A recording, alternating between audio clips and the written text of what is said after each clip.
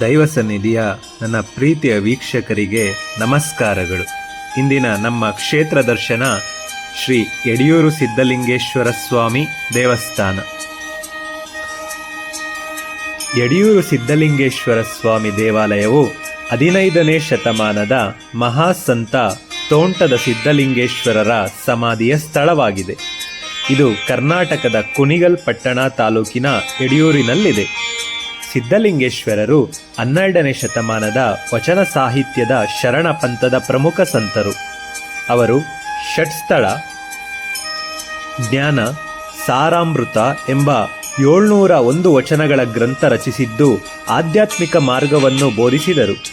ತಮ್ಮ ಜೀವನದುದ್ದಕ್ಕೂ ಅನೇಕ ಪವಾಡಗಳನ್ನು ಮಾಡಿ ರೋಗಗಳನ್ನು ಗುಣಪಡಿಸಿ ಜಾತಿ ಭೇದವಿಲ್ಲದೆ ಜನರನ್ನು ಆಕರ್ಷಿಸಿದರು. ಈ ಪುಣ್ಯಕ್ಷೇತ್ರವು ಲಿಂಗಾಯತ ಧರ್ಮದ ಪ್ರಮುಖ ಯಾತ್ರಾ ಕೇಂದ್ರವಾಗಿದ್ದು ಯುಗಾದಿ ಮತ್ತು ಶಿವರಾತ್ರಿಗಳಲ್ಲಿ ದೊಡ್ಡ ಜಾತ್ರೆ ನಡೆಯುತ್ತದೆ. ಸಿದ್ಧಲಿಂಗೇಶ್ವರರ ಬಾಲ್ಯ. ಚಾಮರಾಜನಗರ ಜಿಲ್ಲೆಯ ಹರದನಹಳ್ಳಿಯಲ್ಲಿ ಜನಿಸಿದರು. ಚಿಕ್ಕ ವಯಸ್ಸಿನಲ್ಲೇ ಚನ್ನಬಸವೇಶ್ವರರ ಮಠಕ್ಕೆ ಕಳುಹಿಸಲ್ಪಟ್ಟರು.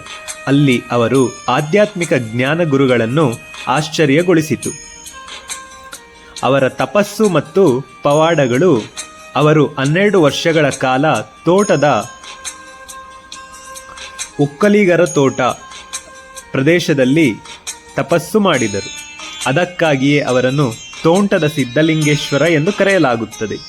ಅವರು ಅಸಾಧ್ಯ ಕಾಯಿಲೆಗಳನ್ನು ಗುಣಪಡಿಸುವ ಮತ್ತು ಅನೇಕ ಪವಾಡಗಳನ್ನು ಮಾಡುವ ದೈವಿಕ ಶಕ್ತಿಯನ್ನು ಹೊಂದಿದ್ದರು. ವಚನ ಸಾಹಿತ್ಯ. ಬಸವಣ್ಣ ಮತ್ತು ಅಲ್ಲಮಪ್ರಭು ಅವರ ವಚನ ಪರಂಪರೆಯನ್ನು ಮುಂದುವರಿಸುತ್ತಾ ಅವರು ಷಟ್ಸ್ಥಳ ಜ್ಞಾನ ಸಾರಾಮೃತವನ್ನು ರಚಿಸಿದರು. ಇದು 6 ಸ್ಥಳಗಳ ಆಧ್ಯಾತ್ಮಿಕ ಹಂತಗಳು ಮೂಲಕ ಮೋಕ್ಷದ ಮಾರ್ಗವನ್ನು ವಿವರಿಸುತ್ತದೆ. ಮಹಾಪವಾಡ ಪುರುಷರಾದ ಯತಿಗಳು ಯಡಿಯೂರಿನಲ್ಲಿ ಲಿಂಗೈಕ್ಯರಾದರು. ಇದು ಈಗ ಪ್ರಮುಖ ಸಮಾಧಿ. ಇವರ ಮೂಲ ಯಡಿಯೂರಿನ ಸಿದ್ಧಲಿಂಗೇಶ್ವರರ ಕ್ಷೇತ್ರ ಸನ್ನಿಧಾನವಾಗಿದೆ. ದೇವಸ್ಥಾನದ ಮಹತ್ವ. ಇದು ಲಿಂಗಾಯತ ಸಮುದಾಯದ ಪ್ರಮುಖ ಯಾತ್ರಾ ಸ್ಥಳವಾಗಿದೆ. ಪ್ರತಿ ಅಮಾವಾಸ್ಯೆ ಮತ್ತು ಶಿವರಾತ್ರಿ, ಯುಗಾದಿ ಹಬ್ಬಗಳಲ್ಲಿ ವಿಶೇಷ ಪೂಜೆಗಳು ನಡೆಯುತ್ತವೆ.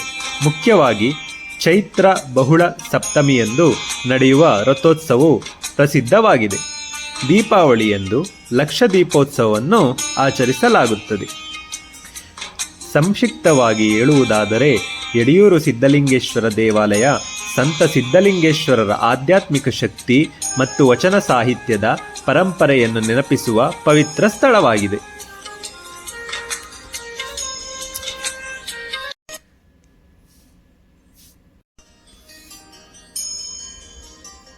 ಶ್ರೀ ಯಡಿಯೂರು ಸಿದ್ಧಲಿಂಗೇಶ್ವರ ಸ್ವಾಮಿಯನ್ನು ಶಿವನ ಸಾಕಾರ ರೂಪವೆಂದು ಪರಿಗಣಿಸಲಾಗುತ್ತದೆ.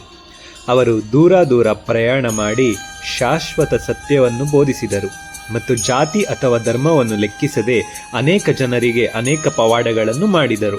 ಅವರ ಜೀವನ ಮತ್ತು ಅವರ ಮೌಲ್ಯಗಳು ರೋಗಿಗಳನ್ನು ಮತ್ತು ಬಳಲುತ್ತಿರುವ ಗುಣಪಡಿಸಲು ಅವರ ಮಾಡಿದ ದೈವಿಕ ಪವಾಡ ಶಕ್ತಿಗಳು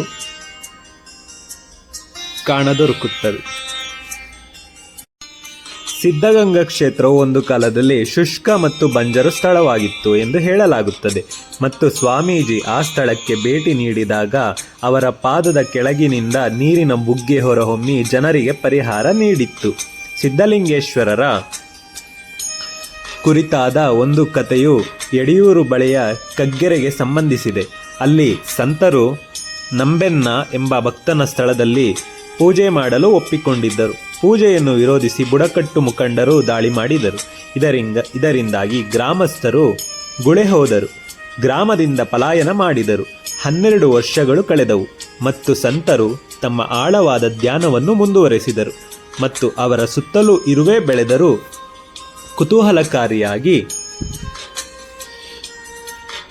ನಂಬೆನ್ನರಿಗೆ ಸೇರಿದ ಒಂದು ಹಸು ಇಂಡಿಯಿಂದ ದೂರ ಸರಿದು ಇರುವೆ ಗುಡ್ಡದ ಮೇಲೆ ಒಂದು ಇರುವೆಗುಡ್ಡ ಅಥವಾ ಹುತ್ತ ಎಂದು ಕೂಡ ಕರೆಯಬಹುದು. ಆ ಹಸುವು ಪ್ರತಿದಿನ ಹಾಲು ನೀಡುತ್ತಿಲ್ಲ ಎಂದು ಸಿಟ್ಟಾದ ಗ್ರಾಮಸ್ಥರು ಆ ಹಸುವನ್ನು ಹಿಂಬಾಲಿಸಿ ಆ ಹುತ್ತದ ಬಳಿಗೆ ಹೋಗಿ ನೋಡಿದರು. ಆ ಹುತ್ತವನ್ನು ಒಂದು ಕೋಲಿನಿಂದ ಹೊಡೆದು ನೋಡಿದಾಗ ಸಂತರು ಆಳವಾದ ಧ್ಯಾನದಲ್ಲಿದ್ದರು ಎಂದು ಕಂಡುಕೊಂಡರು. ಸ್ವಾಮೀಜಿಗೆ ಸಂಬಂಧಿಸಿದ ಹಲವಾರು ಇತರ ಪವಾಡಗಳಿವೆ ಮತ್ತು ಅವರ ತಪಸ್ವಿ ಕೇಂದ್ರವು ಅದು ನಡೆಸುವ ಸಾಮಾಜಿಕ ಸೇವೆ ಮತ್ತು ಶಿಕ್ಷಣ ಸಂಸ್ಥೆಗಳಿಗೆ ಹೆಸರುವಾಸಿಯಾಗಿದೆ. ಸಿದ್ಧಲಿಂಗೇಶ್ವರ ದೇವಸ್ಥಾನವು ಉತ್ತರಕ್ಕೆ ಮುಖ ಮಾಡಿದ್ದು ಸಾಕಷ್ಟು ದೊಡ್ಡ ದ್ರಾವಿಡ ರಚನೆಯಾಗಿದೆ. ಮಹಾದ್ವಾರದ ಬಳಿ ಇರುವ ಒಂದು ಶಾಸನವು ಗುರುವಿನ ಆಧ್ಯಾತ್ಮಿಕ ಶ್ರೇಷ್ಠತೆಯ ಬಗ್ಗೆ ಮಾತನಾಡುತ್ತದೆ. ಆದರೆ ಸಿದ್ಧಲಿಂಗನ ಜೀವನ ದೃಶ್ಯಗಳು ಮತ್ತು ಶಿವನ ವಿವಿಧ ಲೀಲೆಗಳನ್ನು ಗೋಪುರದ ವರ್ಣರಂಜಿತ ಮುದ್ರಣದಲ್ಲಿ ಚಿತ್ರಿಸಲಾಗಿದೆ. ಶ್ರೀ ಸಿದ್ಧಲಿಂಗೇಶ್ವರ ಮತ್ತು ಅವರ ಬರಹಗಳಿಗೆ ಅತ್ಯುನ್ನತ ಪ್ರಾಮುಖ್ಯತೆಯನ್ನು ಖಚಿತಪಡಿಸಿಕೊಳ್ಳಲು ವೀರಭದ್ರಸ್ವಾಮಿ ಮುಖ್ಯ ಗರ್ಭಗುಡಿಯನ್ನು ಖಾಲಿ ಮಾಡುವಾಗ ನೆಲಮಳಿಗೆಯಲ್ಲಿ ಅವರು ಒಂದು ಸಣ್ಣ ದೇವಾಲಯವಿದೆ. ವೀರಭದ್ರನನ್ನು ಸಮಾನ ಭಕ್ತಿಯಿಂದ ನಡೆಸಲಾಗುತ್ತದೆ ಮತ್ತು ಶ್ರೀ ಸಿದ್ಧಲಿಂಗೇಶ್ವರನಂತೆಯೇ ಪೂಜೆ ಸಲ್ಲಿಸಲಾಗುತ್ತದೆ. ಜನರ ಪ್ರತಿಜ್ಞೆ ಮತ್ತು ಪ್ರಾರ್ಥನೆಗಳನ್ನು ಪೂರೈಸುವಲ್ಲಿ ಶ್ರೀ ಸಿದ್ಧಲಿಂಗೇಶ್ವರನ ದೇವಸ್ಥಾನವು ಪ್ರಮುಖ ಪಾತ್ರದ ಬಗ್ಗೆ ಹಲವಾರು ಭಕ್ತರ ವ್ಯಕ್ತಿಗಳು ಮಾತನಾಡುತ್ತಾರೆ. ಹೊಯ್ಸಳರು ರಾಜ್ಯವಾಳುತ್ತಿದ್ದ ಕಾಲಕ್ಕೆ ಈಗಿನ ಹರದನಹಳ್ಳಿಯನ್ನು ತಮ್ಮ ಎರಡನೇ ರಾಜಧಾನಿಯಂತೆ ನಡೆಸಿಕೊಳ್ಳುತ್ತಿದ್ದರು ಹಾಗೂ ಈ ಪ್ರದೇಶಕ್ಕೆ ಎಣ್ಣೆ ನಾಡು ಎಂದು ಕರೆಯಲಾಗುತ್ತಿತ್ತು. ವಿವಿಧ ದಾಖಲೆಗಳು ಲಭ್ಯವಾಗಿರುವ ಪ್ರಕಾರ ಇದೇ ಪ್ರದೇಶವನ್ನು ಮಗ್ಗೆಯ, ಮಾರ್ಗೇಯ್, ವಾಣಿಜ್ಯಪುರಿ ಎಂಬ ಹೆಸರುಗಳಿಂದಲೂ ಕರೆಯಲಾಗುತ್ತಿತ್ತು. ಆದರೆ ಎಲ್ಲಕ್ಕೂ ಮುಂಚಿನ ದಾಖಲೆ 3ನೇ ಬಲ್ಲಾಳನ ಕ್ರಿಸ್ತಶಕ 1345 ಶಾಸನದಲ್ಲಿ ಈ ಹಳ್ಳಿಯನ್ನು ಮಗ್ಗೆಯ ಎಂದು ಹೆಸರಿಸಲಾಗಿದೆ. ಆದರೆ ಅದೇ ಸಮಯದ ಇನ್ನೊಂದು ತಾಮ್ರದ ಶಾಸನ ಅಡೆಹಳ್ಳಿಯನ್ನು ವಾಣಿಜ್ಯಪುರಿ ಎಂದು ಸಂಬೋಧಿಸಿದೆ. ವಾಣಿಜ್ಯಪುರಿ ಎಂಬುದು ಸಂಸ್ಕೃತ ಪದವಾಗಿದ್ದು ಅದರದ್ದೇ ಕನ್ನಡದ ಪದ ಹರದನ ಹಳ್ಳಿಯು ಚಾಲ್ತಿಯಲ್ಲಿತ್ತು. ಹರದ ಎಂದರೆ ವ್ಯಾಪಾರಿ ಎಂದರ್ಥ. ಶೈವ ಸಮುದಾಯದ ವ್ಯಾಪಾರಿಗಳನ್ನು ಆ ಪ್ರದೇಶದಲ್ಲಿ ವಾಣಿಜರು ಎಂದು ಕರೆಯಲಾಗುತ್ತಿತ್ತು. ಇವರ ವ್ಯಾಪಾರ ಪ್ರಮುಖವಾಗಿ ತಮಿಳುನಾಡಿನೊಂದಿಗೆ ಇರುತ್ತಿತ್ತು. ಆದ್ದರಿಂದ ಈ ಹಳ್ಳಿಗೆ ಹರದನ ಹಳ್ಳಿ ಎಂದು ಹೆಸರು ಬಂದಿರಬಹುದು. ವೀರಶೈವ ಪಂಥದಲ್ಲಿ ಹರದನ ಹಳ್ಳಿ ಬಹುಮುಖ್ಯವಾದದ್ದು. ವೀರಶೈವ ಮಠಗಳಲ್ಲಿ ಒಂದಾದ ಶೂನ್ಯ ಸಿಂಹಾಸನ ಪರಂಪರೆಯು ನಿರಂಜನ ಪೀಠ ಈ ಹರದನಹಳ್ಳಿಯಲ್ಲಿ ಮೂಲದ್ದೇ. ಆ ಮಠ ಜನಸಾಮಾನ್ಯರಿಂದ ಹರದನಹಳ್ಳಿ ಮಠವೆಂದೇ ಕರೆಸಿಕೊಳ್ಳುತ್ತದೆ. ಅನಾದಿ ಜ್ಞಾನೇಶ್ವರರು ಈ ಮಠದ ಪ್ರಮುಖ ಪೀಠಾಧಿಪತಿಗಳು. ಇವರು ಶೂನ್ಯ ಸಿಂಹಾಸನದ 4ನೇ ಪೀಠಾಧಿಪತಿಗಳೂ ಹೌದು. ಅಲ್ಲಮಪ್ರಭು, ಚನ್ನಬಸವಣ್ಣ ಹಾಗೂ ಸೊನ್ನಲಿಗ ಸಿದ್ದರಾಮರು ಅಲಂಕರಿಸಿದ ಶೂನ್ಯ ಪೀಠವನ್ನು ಅಲಂಕರಿಸಿದ್ದ 4ನೇ ಶೂನ್ಯ ಸಿಂಹಾಸನಾಧ್ಯಕ್ಷರೇ. ಇದೇ ಮಠದ ಪರಂಪರೆಯನ್ನು ಇದೀಗ ನಾವು ಕುಂತೂರು, ಸಾಲೂರು, ಗುಬ್ಬಿ, ಸಿದ್ಧಗಂಗೆ ಹಾಗೂ ಯಡಿಯೂರುಗಳಲ್ಲಿ ಕಾಣಬಹುದಾಗಿದೆ. ಸಿದ್ಧಲಿಂಗೇಶ್ವರರು ಜನಿಸಿದ್ದು ಈಗಿನ ಚಾಮರಾಜನಗರ ಜಿಲ್ಲೆಯ ಅದೇ ತಾಲೂಕಿನ ಹದರನಹಳ್ಳಿ.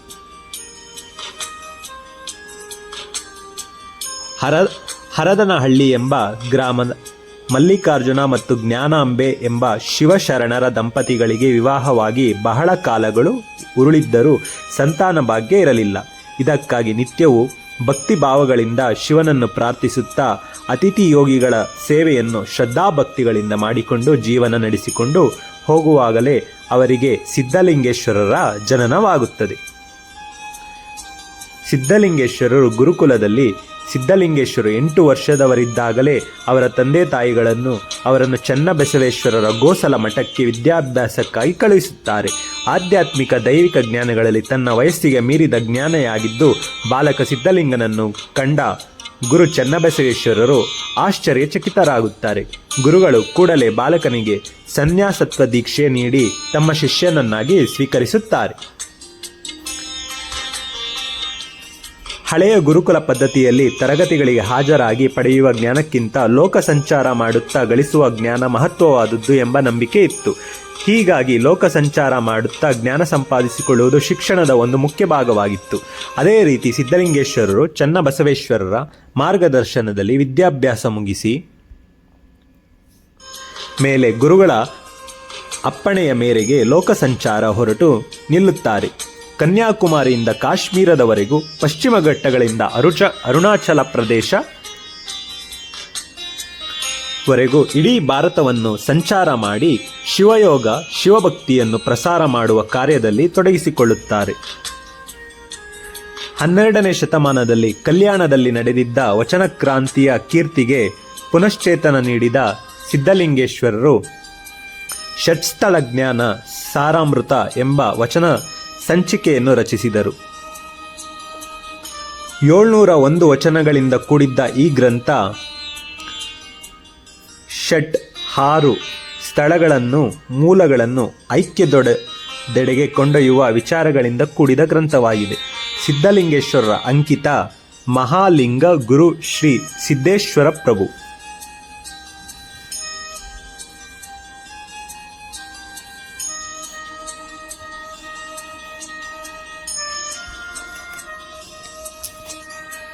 ಈ ಎಲ್ಲ ಮಾಹಿತಿಗಳು ಯಡಿಯೂರು ಸಿದ್ಧಲಿಂಗೇಶ್ವರ ಮಹಾಸ್ವಾಮೀಜಿಗೆ ಸಂಬಂಧಿಸಿದ್ದ ಮಾಹಿತಿಗಳಾಗಿವೆ.